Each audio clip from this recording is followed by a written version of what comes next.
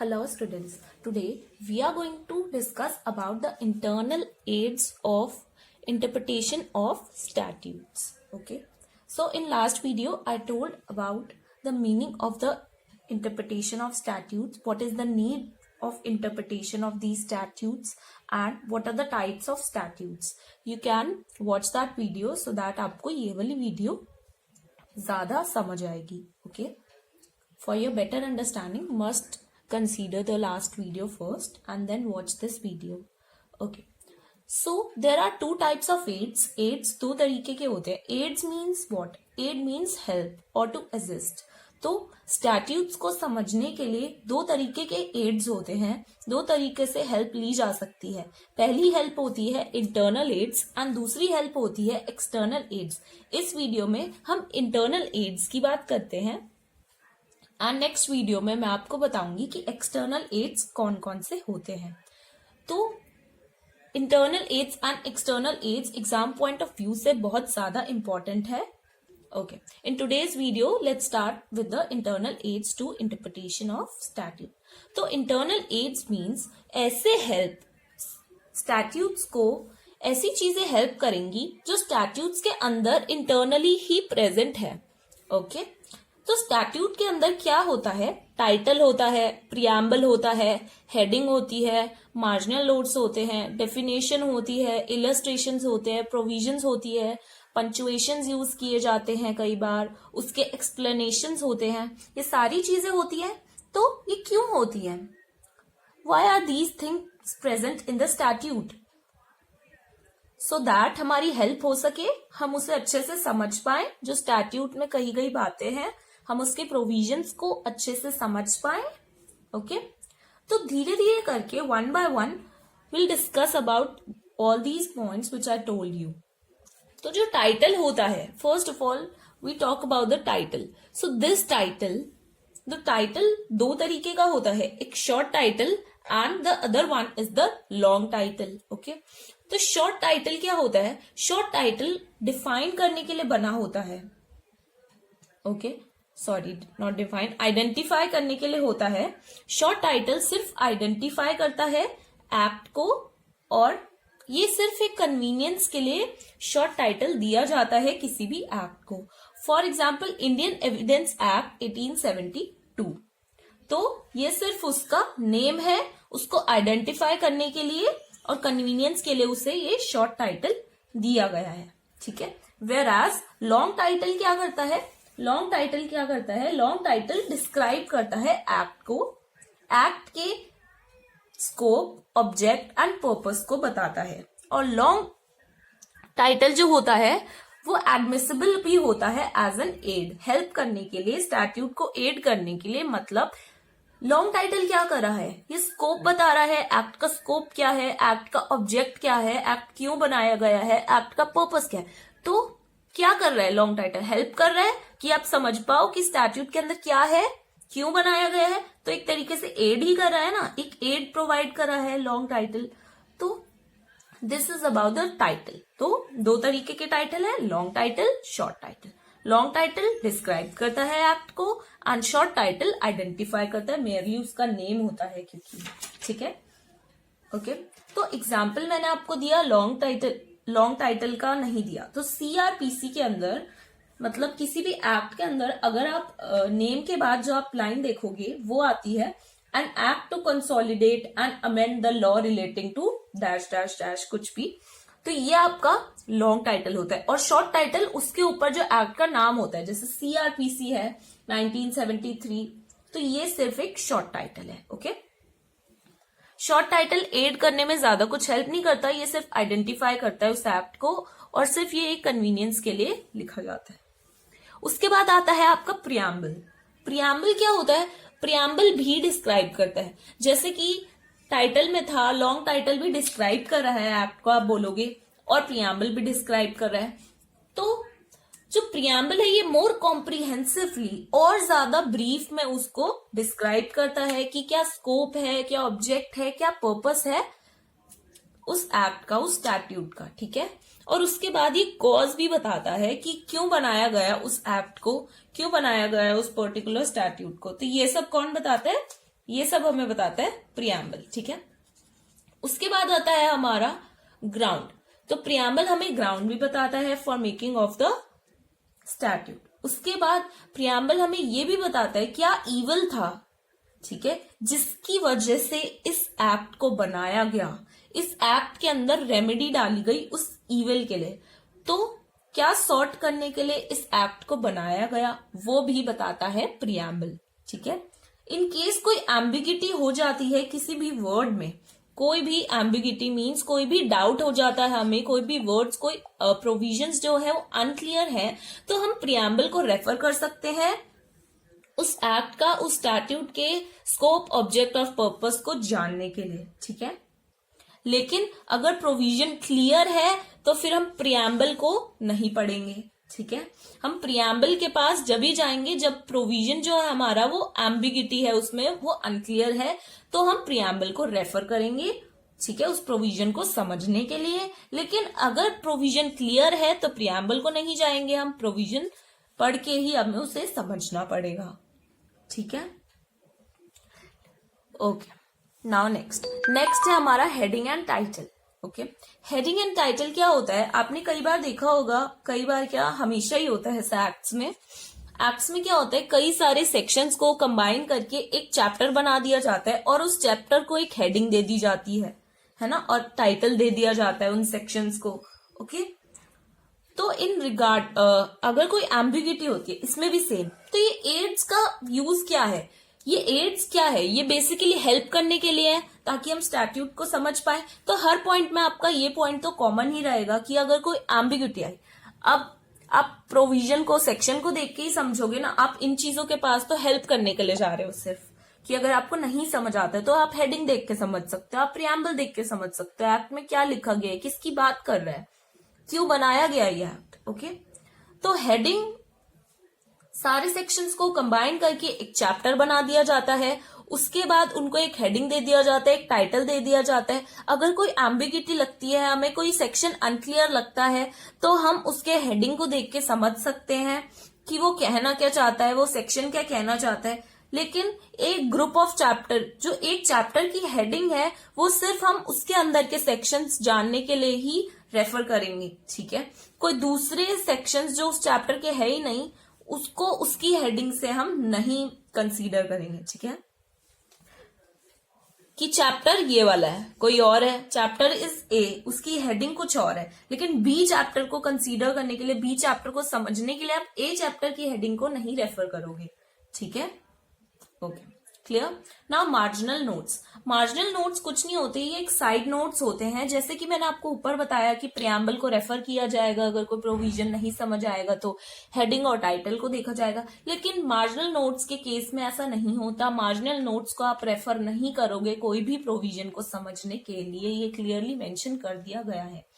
लेकिन कुछ exceptional cases हैं, कोई एक्सेप्शनल एक्ट्स हैं, तो उनके अंदर मार्जिनल नोट्स को रेफर किया जा सकता है। जैसे कि कॉन्स्टिट्यूशन ऑफ इंडिया के अंदर जो मार्जिनल नोट्स हैं, उनको कॉन्स्टिट्यूशन ऑफ इंडिया का पार्ट कहा गया है, और मार्जिनल नोट्स को हम कॉन्स्टिट्यूशन ऑफ इंडिया में समझने के लिए हेल्प ले सकते हैं।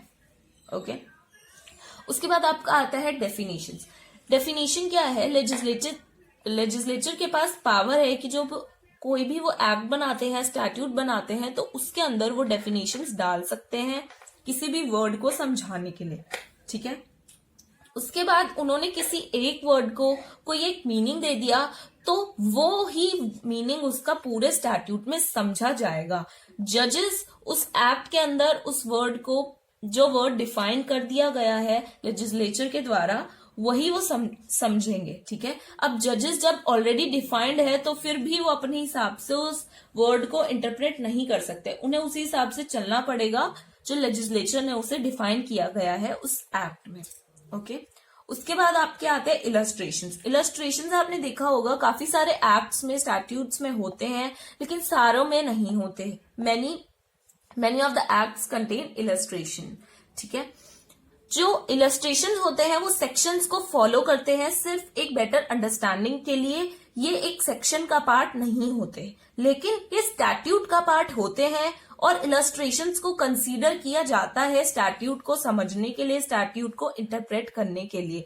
उसके बाद जो इलस्ट्रेशन है ये सिर्फ फॉलो कर रहे हैं सेक्शन को सिर्फ समझा रहे हैं, ठीक है। लेकिन ये जो इलस्ट्रेशन है ये उस सेक्शन को मॉडिफाई, कर्टेल या एक्सपैंड नहीं कर सकते, उस सेक्शन के एम्बिट को मॉडिफाई, कर्टेल या एक्सपैंड नहीं कर सकते, ठीक है। Now next is proviso.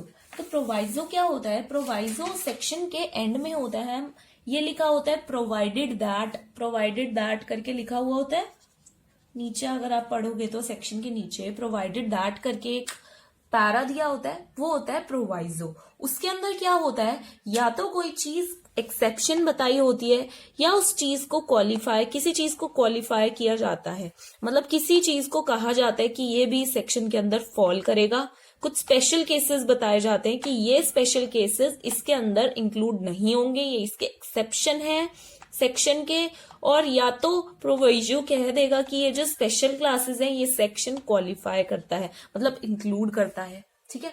उसके बाद आता है आपका एक्सेप्शन क्लॉज। इसके अंदर कुछ एक्सेप्शंस होते हैं, मतलब सेक्शन के बाद आपका कहा था सेक्शन ने कि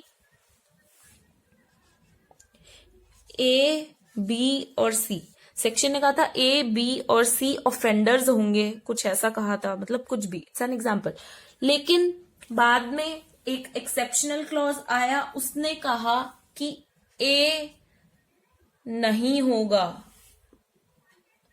क्योंकि, ठीक है, तो इसको एक्सेप्शन दे दी, ठीक है। तो ये एक एक्सेप्शन है, ठीक है, कि क्लास में से, ये क्लास थी उसमें से इसको एक्सेप्ट कर दिया कि ये इस क्लास में इंक्लूड नहीं होगा, ये इस सेक्शन में इंक्लूड नहीं होगा। तो ये बताता है कि ये पर्टिकुलर केसेस उस सेक्शन में इंक्लूड नहीं होंगे, उनको ये एक्सेप्शन दे देता है। और ये अफर्म भी करता है कि सेक्शन में इन तीनों चीजों को कहा था कि इंक्लूड होंगे और इसको कहा था कि इंक्लूड नहीं होगा। तो जो नहीं होगा इंक्लूड, जो एक्सेप्शन दिया सिर्फ वो ही नहीं होगा, लेकिन ये मेक श्योर करेगा कि बी और सी तो इंक्लूड होंगे, क्योंकि उसको एक्सेप्शन नहीं दी, सिर्फ ए को दिया, कुछ पर्टिकुलर केसेस को दिया, ठीक है। उसके बाद आपका आता है सेविंग क्लॉज। सेविंग क्लॉज कुछ नहीं करता, सेविंग क्लॉज ना तो कोई नए राइट्स जनरेट करता, ना पुराने वालों को रिपील करता। ये क्या करता है, जो रिपील्ड एक्ट है उसके राइट्स, उसमें जो राइट्स दिए गए थे उसको सिर्फ सेव करके रखता है, ओके। अब आप बोलोगे कि प्रोवाइजो, एक्सेप्शंस और सेविंग क्लॉज में तो कोई डिफरेंस ही नहीं है। तो इसका डिफरेंस मैं आपको बताती हूँ, वो तो अलग ही है, वो तो आप समझ गए। इन दोनों का डिफरेंस नहीं समझे होगे आप। प्रोवाइजो क्या करता है, प्रोवाइजो आपको सिर्फ बता देगा कि वेट, हाँ, तो प्रोवाइजो क्या करेगा, प्रोवाइजो आपको बोलेगा कि ये जो सेक्शन है इसके अंदर ये इंक्लूड होगा या फिर ये इंक्लूड नहीं होगा। ये दोनों चीजें कर सकता है, या तो ये एक्सेप्शन दे सकता है या तो ये क्वालिफाई करता है कुछ स्पेशल क्लासेस को, ठीक है। लेकिन एक्सेप्शन हमेशा एक्सक्लूड करेगा, ठीक है, हमेशा एक्सक्लूड करेगा कि ये क्लासेस इसका एक्सेप्शन है, ये सेक्शन इन लोगों पे अप्लाई नहीं होगा, ठीक है। प्रोवाइजो क्वालिफाई भी कर सकता है और एक्सेप्ट भी कर सकता है, लेकिन एक्सेप्शन सिर्फ एक्सेप्शन दे सकता है, सिर्फ एक्सेप्ट कर सकता है।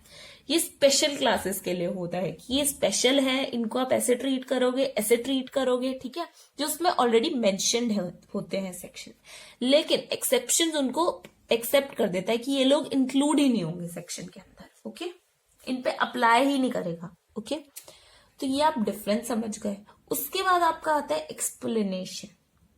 एक्सप्लेनेशन क्या करता है, ये अपेंडेड टू अ सेक्शन होता है, मतलब ये एडेड होता है सेक्शन के अंदर, ठीक है। एक्सप्लेनेशन किसी भी चीज को ऐड या एक्सक्लूड कर सकता है उसको समझाने के लिए, लेकिन ये सिर्फ हार्मोनाइज और क्लियर अप करने के लिए है सेक्शन को। ये सिर्फ अंडरस्टैंडिंग के लिए होता है कि सेक्शन आपको अच्छे से समझ आ जाए कि वो प्रोविजन कह क्या रहा है, इसलिए उसके अंदर ये एक्सप्लेनेशन क्लॉज जोड़ा जाता है, ओके।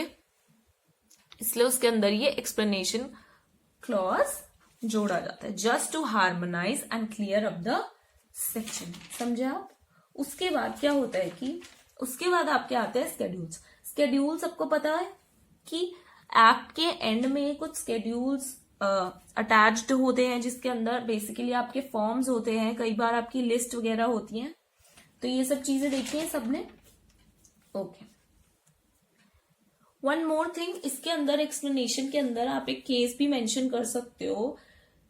केस के अंदर ऑब्जेक्ट्स बताए गए थे, एक्सप्लेनेशन को ऐड करने के ऑब्जेक्ट्स बताए गए थे, और कहा था कि ऑब्जेक्ट होते हैं एक्सप्लेनेशन की वो प्रोविजन के मीनिंग को एक्सप्लेन करे, उसको क्लैरिफाई करे, उसको सेक्शन को एक एडिशनल सपोर्ट दे, ताकि अच्छे से उसका मोर मीनिंगफुल इंटरप्रिटेशन हो पाए उसका। अगर कोई भी गैप्स वगैरह है बीच में, ऑब्जेक्ट वगैरह उसको समझाए, मिसचीफ को दूर करे, ठीक है। लेकिन ये जो एक्सप्लेनेशन है ये उस सेक्शन की जो पावर है उसको ओवरराइड नहीं कर सकता, ये सिर्फ उसको समझाने के लिए है, ठीक है। ये एक्सप्लेनेशन सेक्शन को ओवरराइड नहीं कर सकता, ठीक है। उसके बाद आप ये आते हैं स्केड्यूल। स्केड्यूल्स आपको पता है कि एक्ट के एंड में कुछ लिस्ट मेंशन्ड होती हैं, कुछ फॉर्म्स या कुछ तरीके की वो एक्ट अप्लाई कैसे होगा, या फिर उस एक्ट को इनएक्ट कैसे किया जाएगा, ठीक है। तो ये जो शेड्यूल्स हैं ये प्रिवेल नहीं कर सकते इनएक्टमेंट को। अगर कोई भी कॉन्ट्राडिक्शन होता है एक्ट और स्केड्यूल्स के बीच में, तो हमेशा एक्ट प्रिवेल करेगा, स्केड्यूल को रिजेक्ट कर दिया जाएगा, ठीक है। तो ये स्केड्यूल्स एक पार्ट होते हैं एक्ट के, और ये एक्ट के एंड में लगाए जाते हैं। इनमें होता क्या है, बेसिकली फॉर्म्स होते हैं, ये लिस्ट होती है एक तरीके की, ठीक है। बताया जाता है कि क्लेम्स और राइट्स को आप कैसे डील करोगे, उनको असर्ट कैसे करोगे, जो पावर कन्फर्ड है अंडर द एक्ट उनको आप एक्सरसाइज कैसे करोगे। तो ये सब शेड्यूल्स में बताते हैं और एंड में होता है। लेकिन अगर कोई भी कॉन्फ्लिक्ट हो गया है प्रोविजंस, एक्ट के प्रोविजंस या सेक्शंस कुछ भी उनके बीच में और शेड्यूल्स के बीच में, तो शेड्यूल्स को नहीं माना जाएगा, इनको कंसीडर नहीं किया जाएगा, इसको रिजेक्ट कर दिया जाएगा और सेक्शन को प्रिवेल किया जाएगा। उसके बाद आपके आते हैं पंचुएशंस। पंचुएशंस क्या होते हैं आपके, कोई भी कॉमा, डॉट, कुछ भी इस तरीके की चीजें ये आपकी पंचुएशंस होती हैं, ठीक है। इनका बहुत इंपॉर्टेंट रोल होता है, इससे पूरा का पूरा मीनिंग चेंज हो जाता है, ठीक है। यू ऑल नो इनकी इंपॉर्टेंस आपको पता है कि पूरा का पूरा मतलब ही चेंज हो जाता है। अगर एक कॉमा आगे पीछे किया पूरा मतलब चेंज।